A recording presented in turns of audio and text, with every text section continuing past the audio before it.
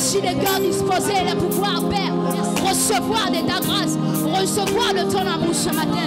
Remplis-nous, mon Père. Remplis-nous, Jésus.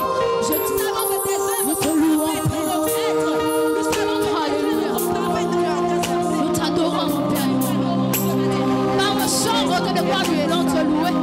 Par nos chants, mon Père et mon roi, nous venons on te devoir te montrer à quel point nous t'aimons. Nous voulons, mon Père, mon roi, à la splendeur du lion, mon Père, mon roi. Nous contemplons la splendeur du lion en ce jour.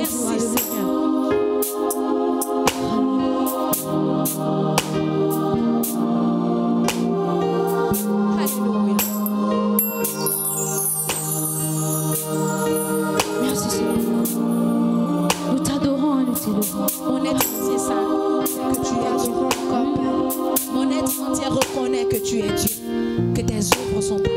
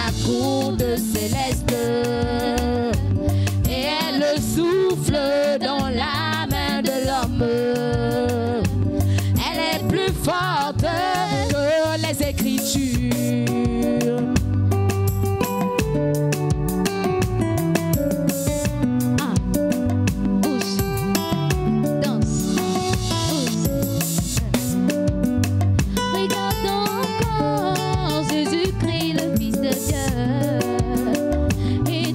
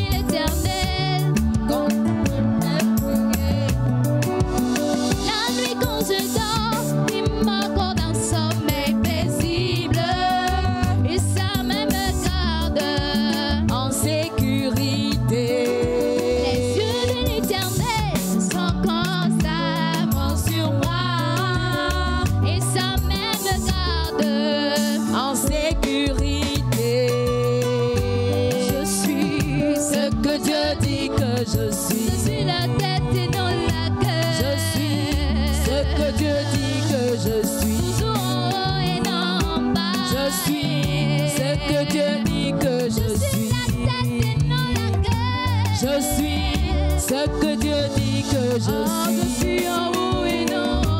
Je suis ce que Dieu dit que je suis. Danse.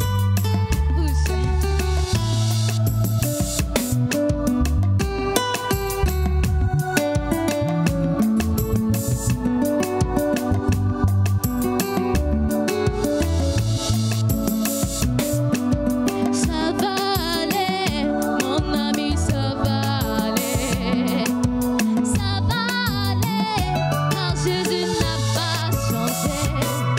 Aujourd'hui et avant, dans ta vie, c'est plus pareil. Autrefois, maintenant, dans ta vie, c'est plus pareil. Toi qui étais le carrefour, le bonheur, l'ami de tous. Toi qui étais le carrefour, le bonheur, l'ami de tous.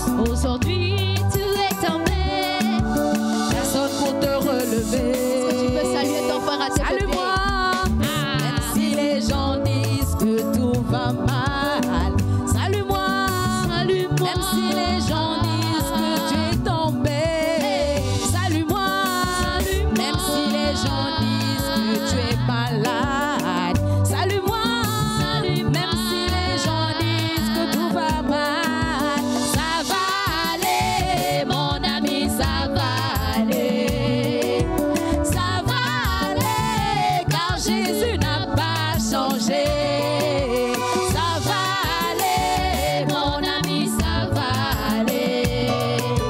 Ça va aller, car Jésus n'a pas changé. Ce que tu nourrissais, Ah bon? ce sont les mêmes qui parlent de toi. Ah, Ce que tu soutenais, ah bon? ce sont les mêmes qui parlent de toi. Toi qui étais Le carrefour, le bonheur, l'ami de tous. toi qui étais Le carrefour, le bonheur, l'ami de tous. Aujourd'hui, tu es tombé. Personne pour te regarder. Salue-moi, Salue-moi, si les gens te disent que tout va mal. salue-moi, salue-moi, salue-moi. Même si les gens se moquent de toi aujourd'hui. Salue-moi, salue-moi. Si les gens te traitent de stérile, ça va aller. Mon ami, ça va aller. Ça va aller. car Jésus n'a pas changé. C'est pas facile, mais on va essayer. Nous sommes bien sûr sur notre thématique de Moab à Bethléem, Ruth et les 5 expériences de son transfert au regard de l'approche sotériologique. Amen. J'ai pour sous-thème expérience décisionnelle. Nous avons comme pour texte de base Ruth 1, 22, Ruth 3, 17, 18, Jean 15, verset 16. Je vais essayer de faire un petit rappel pour le prédicateur qui est passé avant moi, bien sûr, le docteur Gamaliel Second. Il avait pour sous-thème la souveraineté de Dieu. Il disait ici dimanche passé que Dieu est souverain. Ce ne sont pas nos prières, nos jeûnes qui amènent Dieu à prendre des décisions dans nos vies. Non. Ce ne sont pas nos supplications non plus. Ce ne sont pas nos implications non plus. Mais il est souverain. Il est roi des rois. Il est au-dessus de tout. Aucun ange, aucun être humain ne peut imposer Dieu ce qu'il a à faire. Amen. Il est souverain. Et alors moi, ce matin, je vais expliquer en quelques mots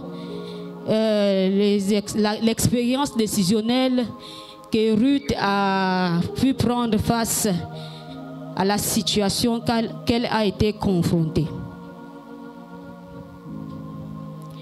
Il faut savoir que Dieu nous a aimés le premier. Par son amour, il nous a élus. Par son amour, il a choisi chacun de nous Par son amour, il a un plan pour chacun de nous. Dieu a un plan pour chacun de nous. Un appel, une destinée glorieuse pour chacun de ses enfants. Il a dit dans sa parole qu'il a formé pour nous des projets de paix, de bonheur et non de malheur. Amen. Alors ici, tous ensemble, nous allons essayer de voir comment Ruth a été introduite dans le plan du salut.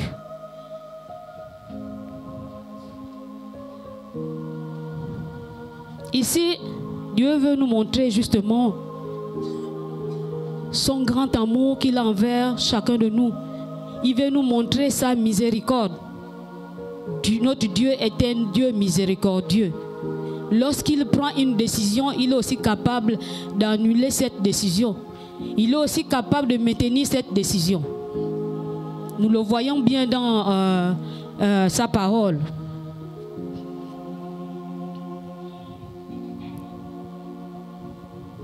Notre Dieu fait à sa manière. Il a parlé bien évidemment dans Jean 15, verset 16.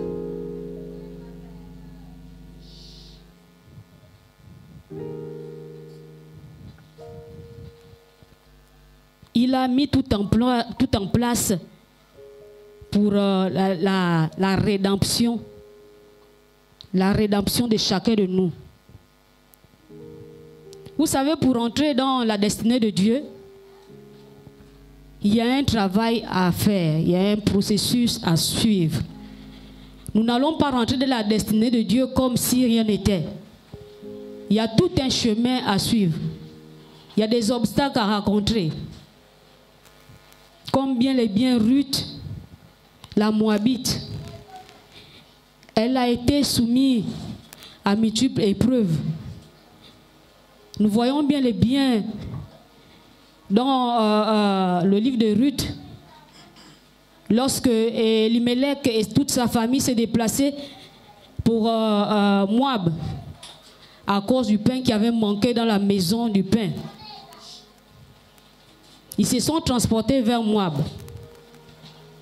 Et de Moab, Elimelech trouva la mort. Ensuite, ses deux fils. Ce n'était pas facile pour Naomi. Ce n'était pas non plus facile pour les deux épouses des enfants d'Elimelech et Naomi.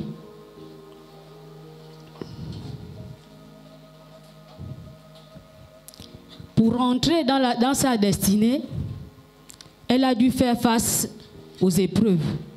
Elle a dû faire face aux souffrances, aux misères. Elle a dû faire face à beaucoup de choses avant d'entrer dans sa destinée glorieuse.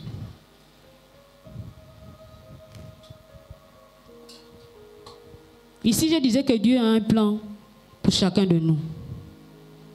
Oui. Nul n'est sur cette terre sans le plan de Dieu. Si tu es sur cette terre, c'est parce que Dieu l'a voulu. Et tu as une destinée à atteindre. Nous sommes des lettres de Dieu. Nous devons être lus.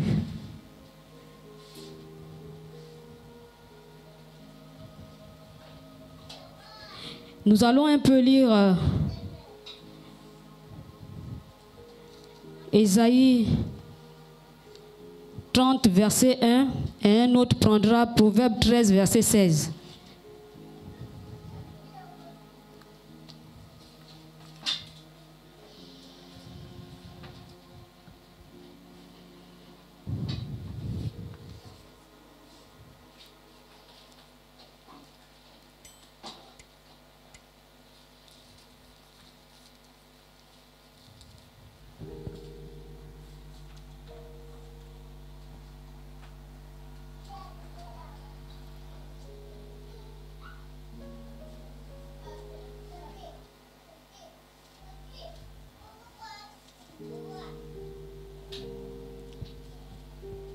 Quelqu'un à la page?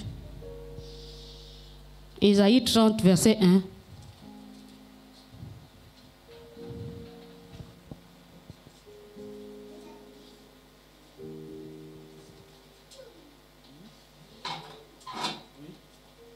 Ésaïe 30, verset 1. Oui, honorons la parole. Ésaïe 30, verset 1er. Oui. Selon la version 8 secondes. Malheur, dit l'Éternel. Merci.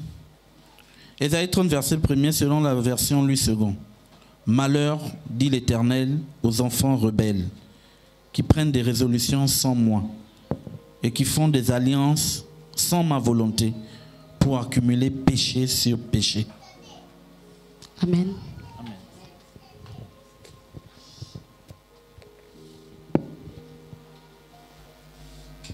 Vous pouvez vous asseoir. Je vais lire Proverbe 13, verset 16.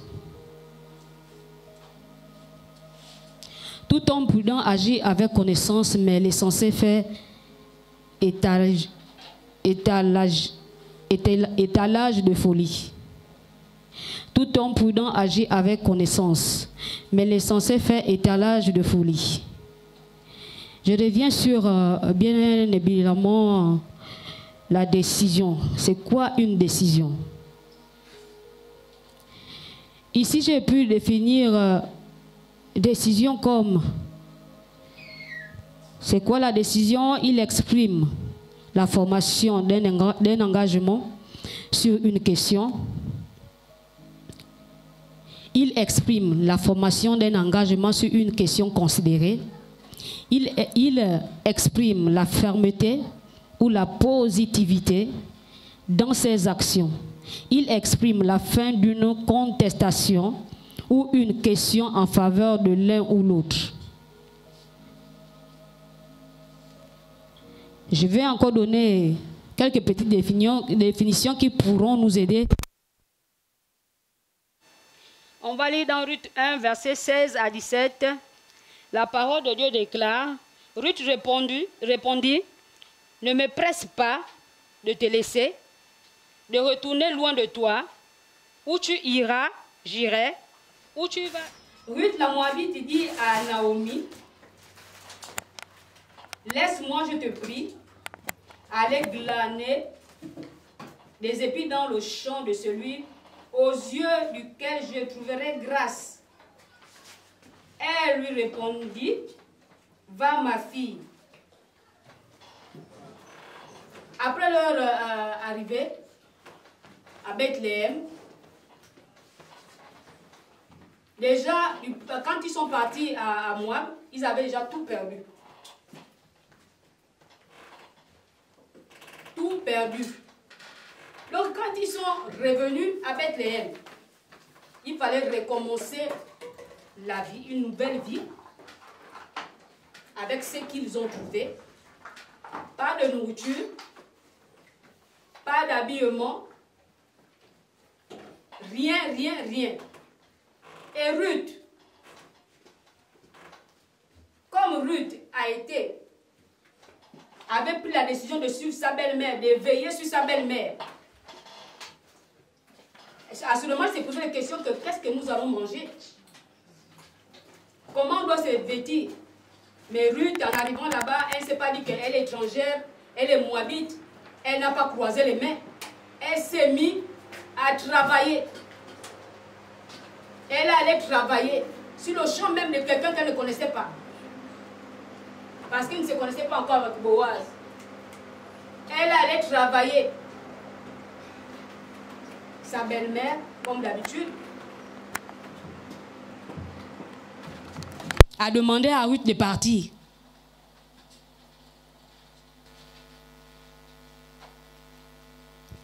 Je me suis posé la question, mais comment Ruth a fait pour rentrer dans le plan du salut? Premièrement, Dieu était là, la main de Dieu était sur Ruth. Ce qui est sûr, c'est Dieu qui avait frayé ce chemin pour Ruth. Elle prend premièrement une décision de ne pas rester à Moab, de partir avec sa belle-mère. Une décision ferme. Elle n'a pas vacillé. Elle était ferme, catégorique. La décision. Deuxièmement, elle a renoncé au faux Dieu. Elle a renoncé à sa famille. Elle a renoncé aux racines, aux rites, la culture des Moabites. Elle a renoncé catégoriquement. Troisièmement, elle a manifesté l'amour envers sa belle-mère. Ruth aimait tellement sa belle-mère qu'elle n'arrivait même pas à se séparer d'elle. Tout ça conduit par la main de Dieu. Non seulement aussi avec sa belle-mère, mais avec ses beaux-parents. Amen, amen. On voit aussi qu'au fil de leur marche, Ruth a été toujours soumise à sa belle-mère. La soumission. L'obéissance aux instructions de sa belle-mère. Elle n'a pas dit que comme la belle-mère me demande de faire ceci, moi je fais cela. À chaque fois que la belle-mère lui disait que va à gauche, elle allait à gauche. Va à droite, elle allait à droite. Ruth était une femme vertueuse. Elle était une femme de foi aussi. C'est la foi et la détermination de Ruth qui l'a amenée jusqu'à sa destinée.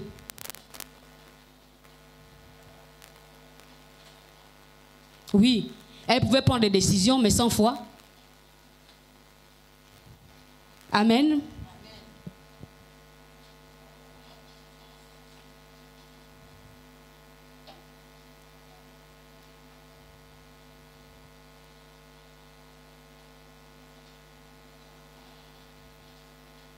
Nous allons aussi donner quelques vérités universelles. Quelques vérités universelles. Première vérité dans Ruth 1, verset 16 à 17.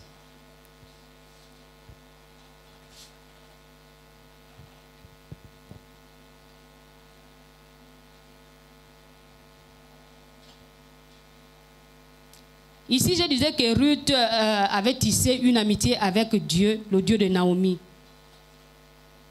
Elle est restée ferme, elle n'a pas vacillé. Elle est restée sur sa position. Quel que soit ce que la belle-mère pouvait dire, elle est restée câblée à sa décision. Elle n'a pas cédé comme sa belle-sœur. Devant toute décision, elle est restée ferme.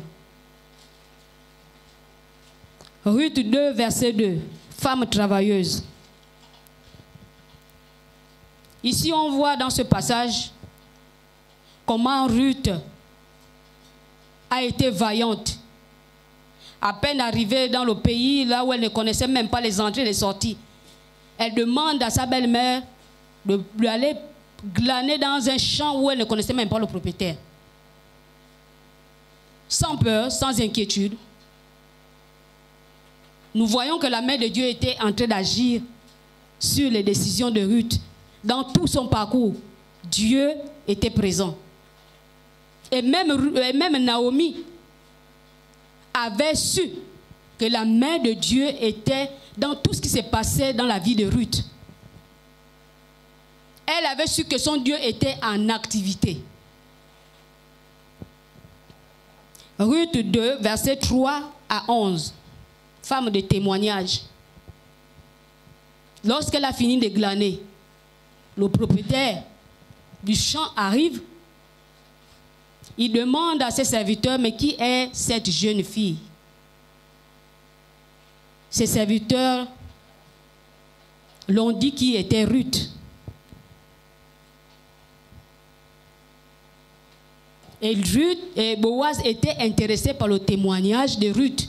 de ce qu'elle avait fait depuis quand ils étaient à Moab, comment elle s'occupait de sa belle-mère, comment elle s'occupait de tout ce qui entourait sa belle-mère, comment elle était toujours au pied de sa belle-mère.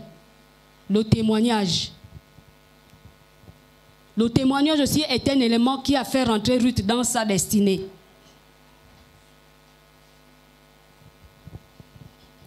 Ruth 3, versets 1 à 4. Femme vertueuse. Elle a justement appliqué tout ce que sa belle-mère lui avait demandé de faire. Parce que la belle-mère de Ruth avait conscience qu'ils avaient un parent qui pouvait exercer la loi du rachat envers Ruth. Elle a appelé sa belle-fille, elle a donné les instructions à sa belle-fille, et sa belle-fille n'a fait qu'appliquer les instructions de sa belle-mère. Tout ce que sa belle-mère lui avait demandé de faire, Ruth l'avait fait.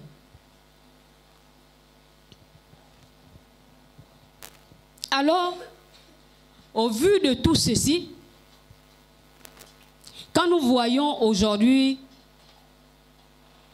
dans ce siècle présent, dans tout ce qui se passe dans nos familles, nous avons aussi des histoires similaires à celles de Ruth. Nous avons des familles où la malédiction prône au milieu.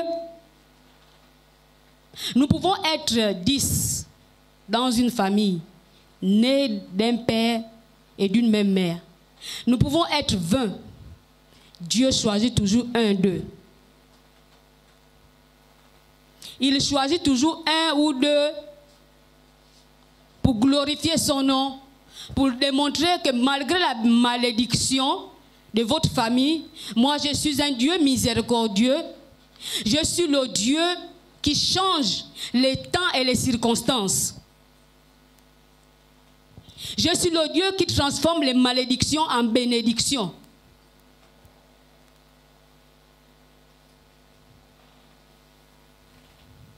Dans nos familles africaines, nous avons beaucoup de cas similaires. Mais toi, qu'est-ce que tu aurais fait à la place de Ruth?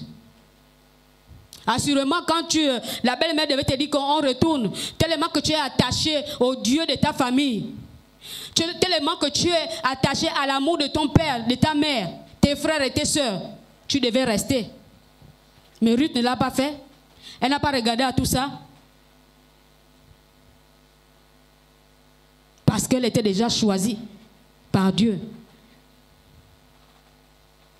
Assurément, tu devais dire à ta belle-mère, je vais rester, je vais aider maman à planter, je vais rester, je vais refaire ma vie. Mais Ruth n'a pas fait ça. Ruth n'a pas regardé à refaire, elle n'a pas pensé même à refaire sa vie. Puisque la belle-mère avait dit qu'elle était déjà vieille, elle ne pouvait plus enfanter. Elle ne pouvait plus attendre l'enfant jusqu'à ce qu'il serait grand pour se remarier. Elle n'a pas regardé à tout ça. Elle a foncé. Mais de nos jours, beaucoup devaient rester. Comme la sœur de Ruth. Beaucoup devaient trouver des explications. Bien-aimé. Pour arriver à ta destinée, il y a beaucoup d'obstacles, des embûches. Il y a un chant qui dit « J'irai à Canaan, j'irai à Canaan, malgré les problèmes, j'irai à Canaan. » La marche est difficile. Mais avec Dieu, nous pouvons arriver comme Ruth. Lorsque tu veux servir Dieu, tu ne le mets pas au second plan. Mets Dieu au premier plan. Ruth avait mis le Dieu de Naomi au premier plan. Elle a embrassé le Dieu de Naomi. Elle n'a pas regardé à l'argent. Elle n'a pas regardé au mariage. Elle n'a pas regardé à ce qu'elle devait manger. Comment elle devait être vêtue. Elle s'est sacrifiée. Elle a dit que je connais ce Dieu-là, le Dieu de ma belle-mère, qui a ramené le pain à Bethléem. Ce Dieu-là, c'est mon Dieu. Quand Dieu voit de telles motivations, il n'a pas... Regardez.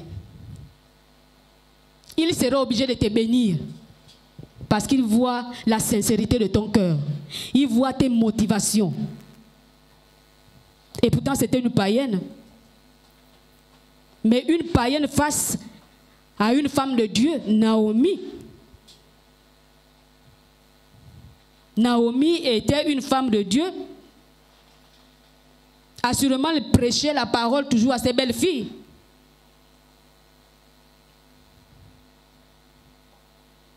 Comment vous préparez l'entrée de votre destinée?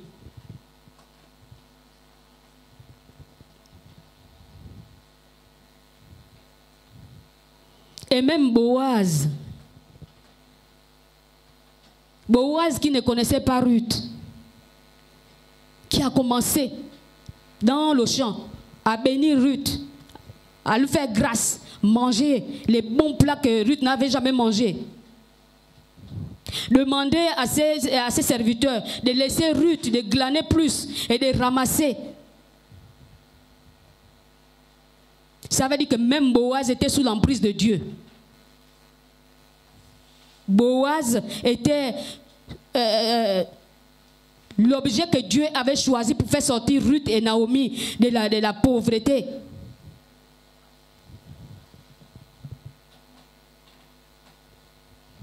Amen.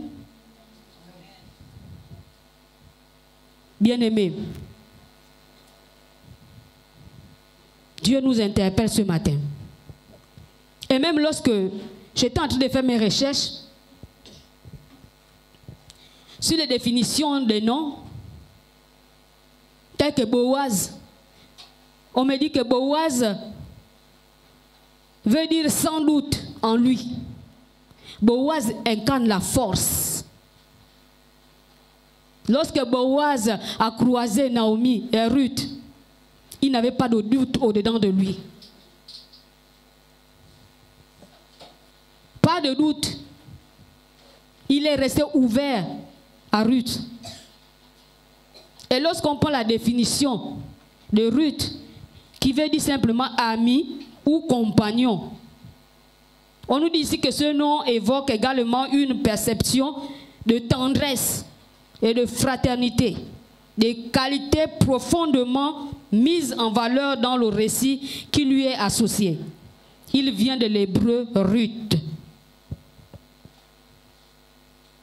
Ruth a incarné la douceur face à sa belle-mère. Ruth était la meilleure amie de sa belle-mère. Bonne compagnon. Toujours positive, travailleuse. Comparée à la femme de Proverbe 21, la femme vertueuse. Toutes ces qualités réunies. Dieu n'était pas obligé de bénir Ruth. Mais à cause de ces qualités, ça a boosté encore l'amour de Dieu envers cette païenne qui revenait du pays de Moab. Et Noémie, d'origine hébraïque, vient de l'hébreu Naomi, qui signifie aimable, agréable, gracieuse. Vous voyez que Naomi ici portait la grâce qu'elle a communiquée à sa belle-fille Ruth.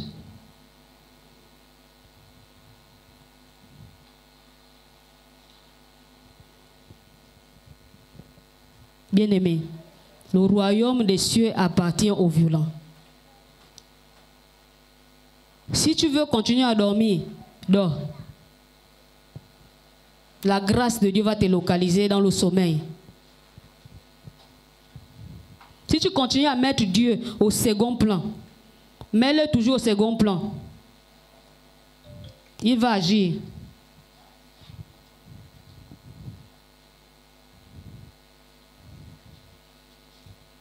Ce n'était pas facile pour Ruth de quitter sa famille, de quitter les dieux de Moab. Ce n'était pas facile pour elle. Mais guidée par l'Esprit de Dieu, guidée par la main de Dieu, Dieu a frayé un chemin pour elle.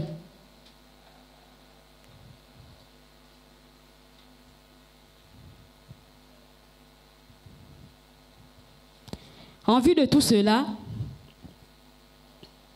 Ruth, femme païenne moabite, une païenne, une moabite. Les gens disent souvent que Dieu n'a pas les yeux sur les païens, mais c'est faux. Le païen aussi, c'est la créature de Dieu.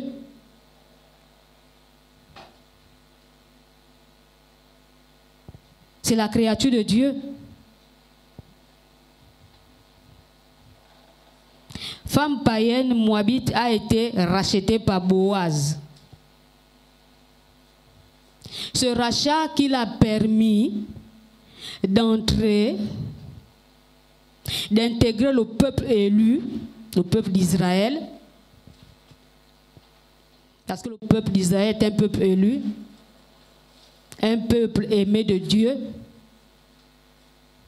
un peuple préféré de Dieu.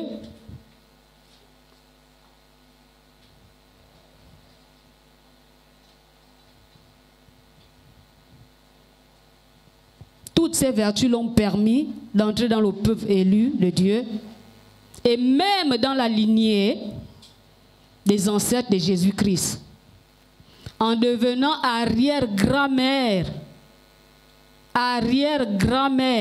du roi David.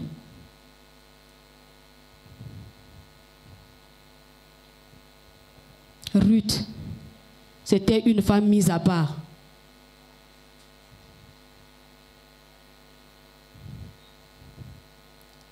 Ruth était une femme mise à part. Elle était choisie de Dieu. Elle avait un appel de Dieu. Nous pouvons être ensemble, chacun a son appel, chacun a son chemin, chacun a sa destinée.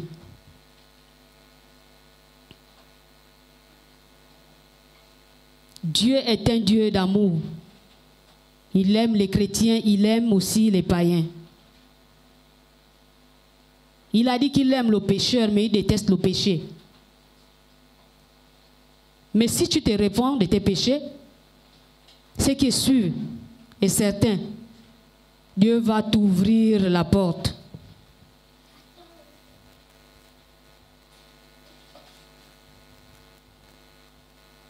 Comment une femme païenne moabite, comme Ruth, a trouvé grâce aux yeux de Dieu, et que certains chrétiens même ne trouvent pas grâce aux yeux de Dieu parce qu'ils veulent marcher selon leur propre volonté. Marchons selon la volonté de Dieu.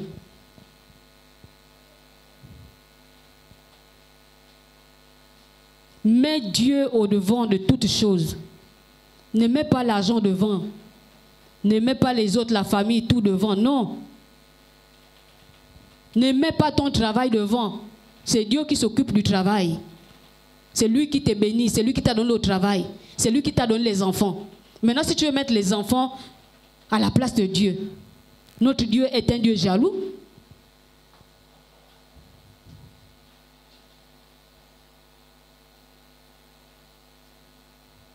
Pour montrer son amour et sa miséricorde, il choisit même le païen pour venir confondre ce que les gens pensent d'eux. Bien-aimés, la parole de Dieu nous interpelle ce matin. L'histoire de Ruth nous interpelle ce matin. Dieu qui est l'acteur principal. Dieu est l'acteur principal. C'est lui qui choisit. C'est lui qui donne. S'il veut te donner, il te donne. Si Naomi n'avait pas manifesté un caractère noble face à ces deux belles filles qui étaient des païennes. Assurément, Ruth aussi devait rester. Mais par le témoignage de Naomi aussi, qui parlait de son Dieu en bien, a attiré Ruth à renier ses dieux.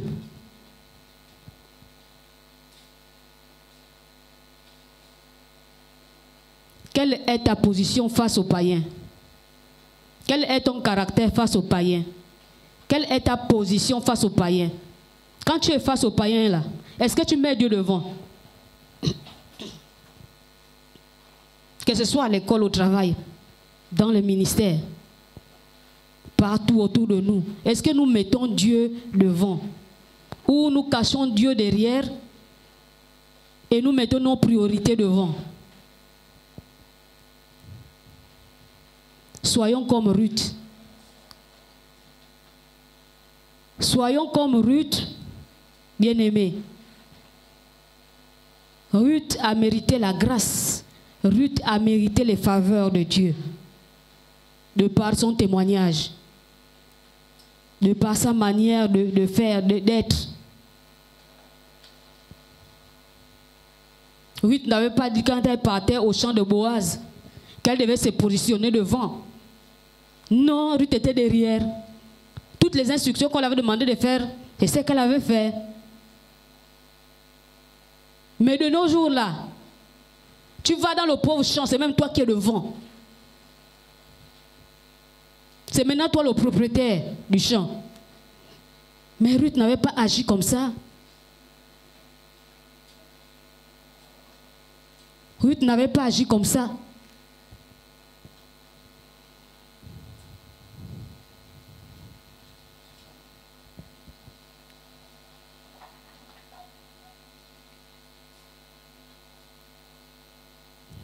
La décision de Ruth, c'était vraiment une décision dure. Mais avec la grâce de Dieu, elle a pu être ferme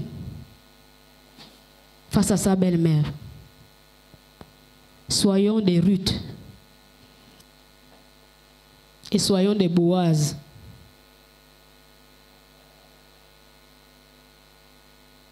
L'épisode là où Naomi avait envoyé sa belle-fille, allait dormir sous les pieds de Boaz. Assurément, si c'était toi là, tu devais faire autre chose. Au lieu de dormir sous les pieds, tu devais dormir même devant lui. Les jeunes filles d'aujourd'hui. Pour se faire voir. On t'a demandé d'être discrète, mais c'est toi que tu veux te faire voir. Soyons comme des Ruth. Toujours discrète. Amen, amen. Tu vas baisser ta tête. Péché du monde. Mon Père et mon roi, nous avons pensé, nous avons péché, c'est pourquoi je viens encore me repentir, Seigneur, ce matin. Je me repens, mon Père et mon Dieu, Père, du péché mignon. Je me repens, mon Dieu, de mon comportement. Ce matin, je me repens, au Dieu de gloire, Père, de la critique. Ce matin, je me repens de la colère. Ce matin, au Dieu de gloire, Père, je me repens, mon Dieu, du manque d'obéissance. Ce matin, je me repens, au éternel, mon Père et mon Dieu, de ce matin, je me repars de mon ancienneté. Je viens, Seigneur, à tes pieds, Seigneur, ce matin, et me donne à toi, me livre à toi totalement, ô Dieu de gloire, Père. Et je te demande pardon.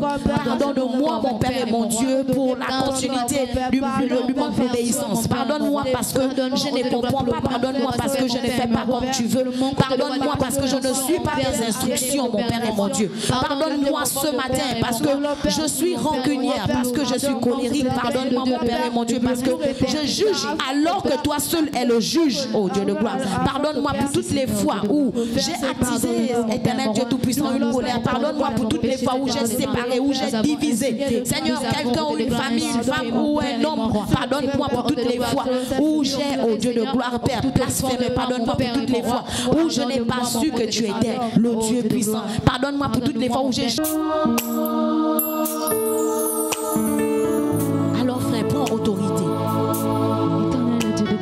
Ne permets pas que l'ennemi vienne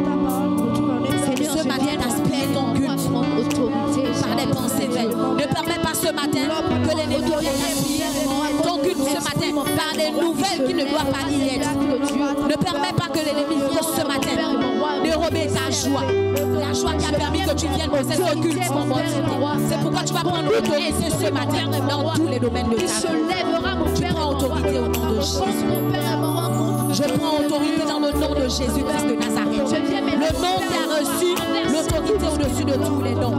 Je prends autorité sur tout ce qui bloquera mon passage, Seigneur, ce dimanche. Je prends autorité sur ma vie. Je prends autorité sur tous les bénéfices. Je prends autorité sur tout ce qui pourra permettre que ma joie ne soit pas parfaite ce matin. Tu prends autorité sur tout ce qui fera en sorte que ta joie ne soit pas parfaite. Car il a dit que votre joie soit parfaite. Il a dit qu'il a promis des projets de paix et non les projets, éternel mon Père et mon Dieu, de malheur pour nous. Tu vas demander, tu vas proclamer l'autorité dans tout ta vie, dans les projets, au nom de Jésus. Nous te bénissons, Seigneur. Nous te rendons des actions de grâce. Merci pour l'autorité que tu es dans nos vies. Merci pour l'autorité que tu es dans cette assemblée. Merci pour l'autorité que tu es dans nos affaires. Merci pour l'autorité que tu es. Nous prenons autorité au nom de Jésus. Au plus profond de nos familles, que l'autorité de ton nom se manifeste au nom de Jésus. Au plus profond de nos affaires, que l'autorité de Dieu se manifeste au nom de Jésus. Que l'autorité de Dieu se manifeste au nom de Jésus dans nos vies.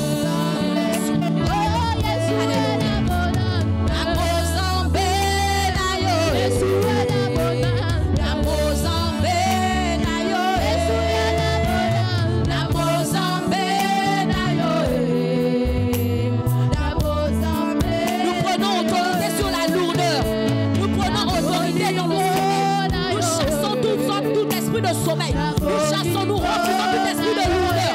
Nous refusons, mon Père et mon Dieu, tout esprit de distraction en ces lieux ce matin. Car nous sommes venus entendre de toi. Nous sommes venus comprendre de toi. Nous sommes venus nous apprendre de ton esprit. Nous sommes venus pour que ton esprit nous conduise quelque part. Nous sommes venus, oh mon Père et mon Dieu, que tu sois nos prophètes de nous. Et nous refusons que toute distraction, quelle que soit la sorte, qu'elle vienne dehors, qu'elle vienne à l'intérieur, qu'elle vienne de nos familles ou de nos ennemis, refusons toute sorte, on veut devoir faire de perturbation dans le nom de Jésus. Alléluia. Te bénissons parce que tu es Dieu. Sois élevé, sois magnifié, sois exalté.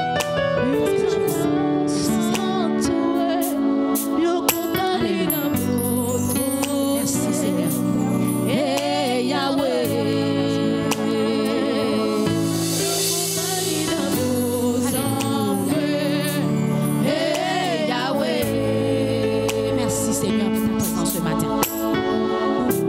Tu vas prier pour tes frères qui sont en chemin. Tu vas prier aussi même pour ceux qui n'ont pas eu le temps de venir. Certainement, il y a eu une situation qui a fait en sorte qu'ils ne puissent pas être aujourd'hui. Tu vas prier pour ceux qui sont là. Tu vas remercier le Seigneur pour ceux qui sont là. Tu vas prier pour ceux qui sont en train d'arriver. Que le Seigneur presse leur pas. Que le Seigneur presse leur pas et les sécurise tout au long de leur chemin. Seigneur, nous te présentons nos frères qui sont en train d'arriver. Seigneur, toi le sécuriseur par excellence, sécurise les pas, sécurise le chemin qui sont en train d'arriver. Sécurise éternel, mon Père et mon Dieu, leur venue au Dieu de gloire, Père. Car ils viennent pour t'adorer, pour te louer. Ils viennent pour glorifier ton nom, ô Dieu de gloire. Qu'aucun malheur, Seigneur, ne puisse leur atteindre au chemin. C'est pourquoi, ô Dieu de gloire, nous remettons leur chemin entre tes mains, éternel de Tout-Puissant. Nous remettons aussi, Seigneur, la vie de ceux qui ne pourront pas arriver. Seul toi, ô Dieu de gloire, connais ce qui se passe dans leur vie. Seul toi connais, éternel, mon Père et mon Dieu, ce qui ne va pas. Car ils ne sont pas mieux que nous qui sommes arrivés ce matin. Nous ne sommes pas mieux que, éternel, mon Père et mon Dieu. Si nous sommes arrivés ce matin, c'est par ta grâce, éternel Dieu Tout-Puissant. Et que ta grâce surabonde dans leur vie, dans le nom de Jésus-Christ de Nazareth. Merci encore, Seigneur. Tu es ça.